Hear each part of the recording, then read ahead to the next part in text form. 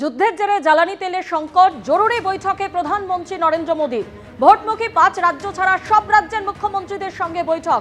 সরাসরি এই মুহূর্তে নয়াদিল্লি থেকে আমাদের প্রতিনিধি বিজেন্দ্র সিংহ আমাদের সঙ্গে রয়েছেন।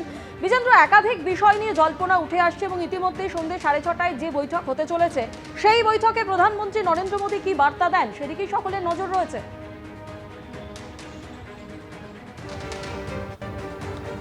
দেখো, আজকে 6:30টায় মিটিং স্টার্ট হবে। ভার্চুয়ালি প্রধানমন্ত্রী থাকবেন এবং সব রাজ্যের মুখ্যমন্ত্রীরা থাকবেন। তবে যেই 5টি রাজ্যে ভোট হচ্ছে সেখানকার মুখ্যমন্ত্রী এই মিটিংয়ে থাকবেন না, যেহেতু মডেল কোড অফ কন্ডাক্ট রয়েছে, সেটা মন্ত্রক থেকে জানানো হয়েছে।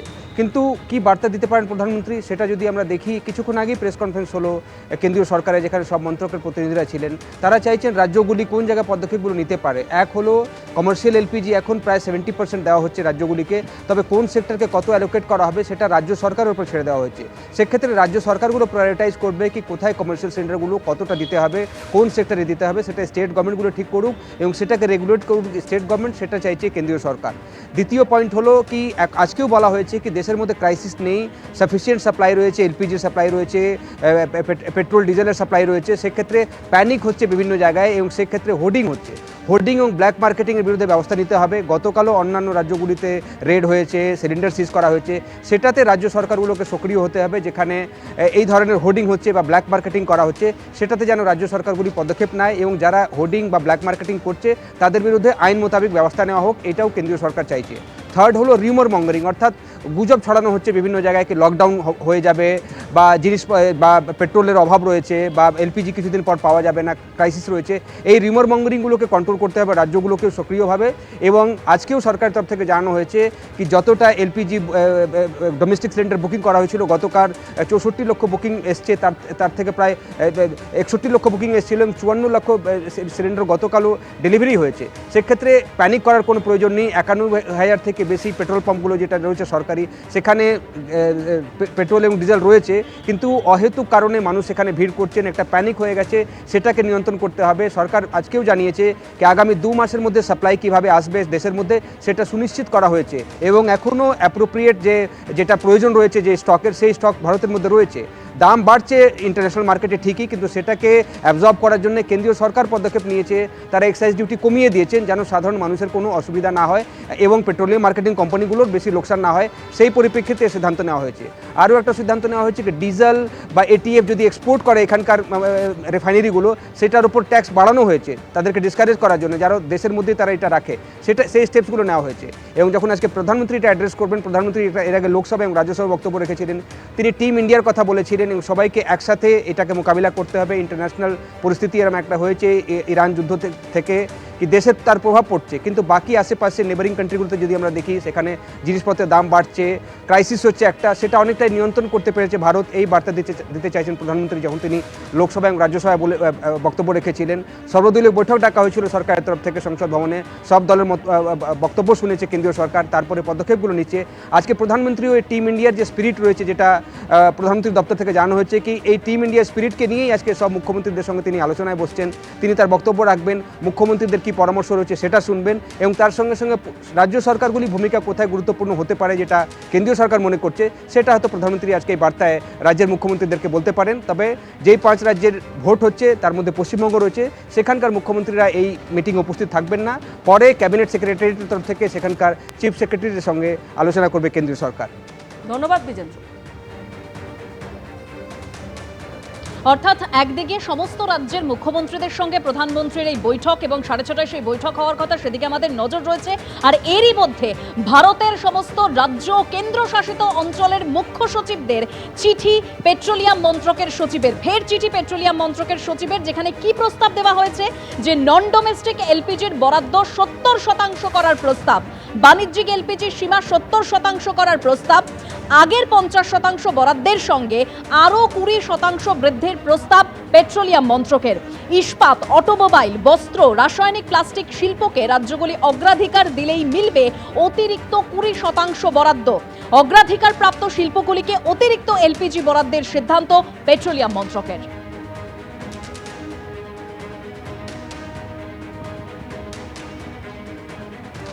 এবার শোনাবো গত 24 তারিখ প্রধানমন্ত্রী নরেন্দ্র মোদী কি বলেছিলেন।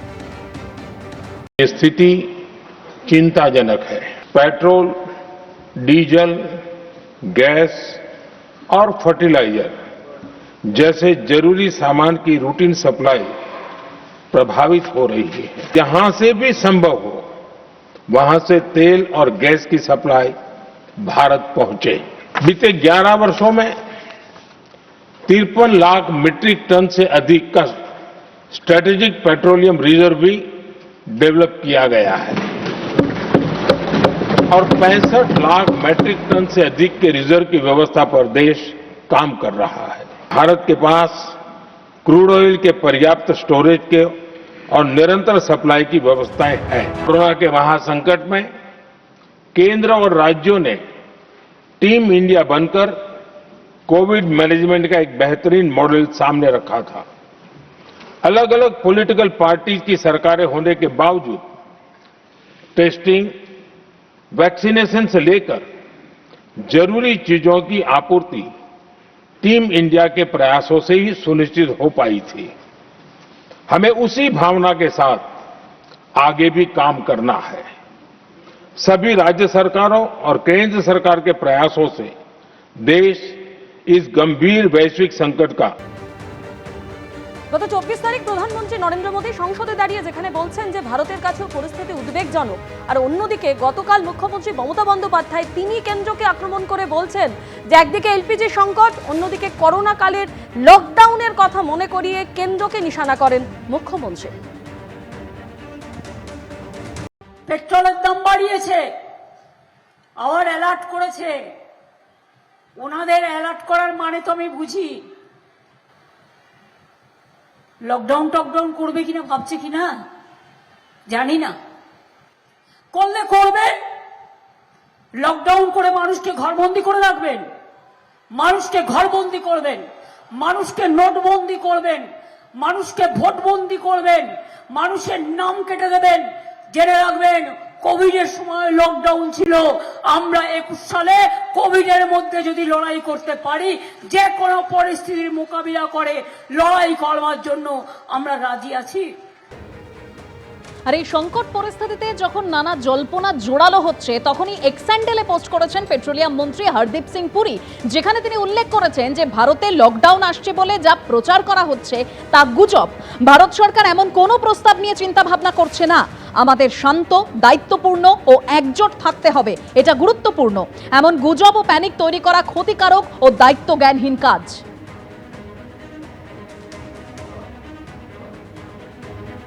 सर एक लॉकडाउन का जो अफवाह उड़ रहा था उसको नहीं, ये सब कौन अफवाहें उड़ाते हैं। प्रधानमंत्री जी ने बहुत साफ तौर से बताया था कि पैनिक नहीं होना है। जमाखोरियों को चेतावनी दिया है, राज्य सरकारों को आह्वान किया है कि कोई इसमें होर्डिंग ना करे, पैनिक क्रिएट ना करे।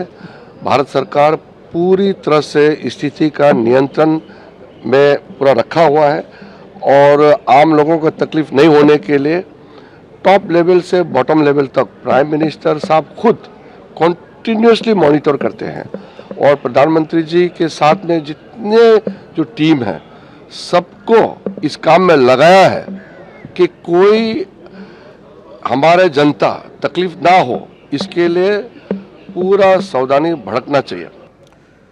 লকডাউনের কোনো সম্ভাবনাই নেই মমতা বন্দ্যোপাধ্যায়ের দাবি প্রসঙ্গে মন্তব্য করেছেন পেট্রোলিয়াম মন্ত্রকের যুগ্ম সচিব।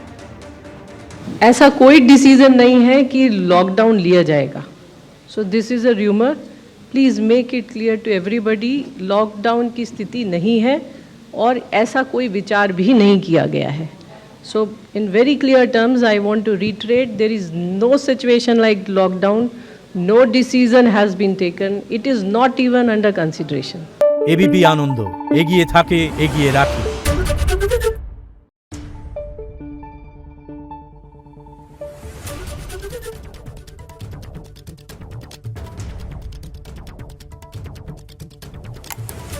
Thank you.